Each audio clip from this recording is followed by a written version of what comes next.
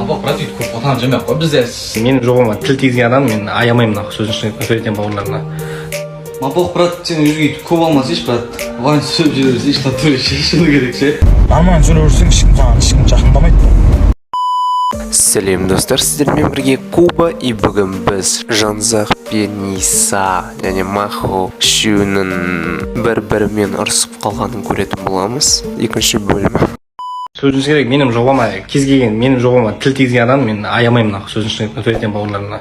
Натуре бұл анау ондай нелер инстаграмский, да, вот это блогерский, слогерский, вот это движ маған это вообще не интересен бауырларым, да, сөздің керек. Менің проектіме главное сөз тигізбей ақ қойыңдар бауырларым, особенно блогерлер. Абақ брат өйтіп көп отан жемей қой бізде. Сен бля қайтсам болды көшеде өскен болғанбыз конкретно былай бля сен айтқан сөздерің анау мынау деген қарамаймыз. Қойсыннақ бля брат. По атак из ғой брат. Дұрыс жағынан бля ақшаңнан дұрыс жағынан брат ол. Мапоқ брат сен өзге өйтіп көп алмасайшы брат. Оған сөйлеп жүре берсейші натуре шешіну керек ше. Солай айтамын құрсын. Қажет емес өйтіп публично бүйтіп ұрсып ерегісіп ше. Ай кім хайп туралы сен айтпашы, блогер біргеле хайпты маған кеп толайды бір нәрсе деген. Вот именно соның нәрсенің бәрін сен бастайсың бірінші. Айтпесейші блогерлердің сенде несі бар?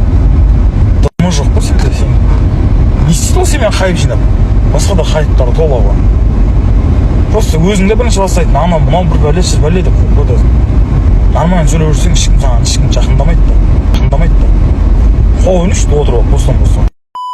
Бұл туралы не ойлайтындарыңызды комментарияға жазамыз достар. Сау болыңыздар.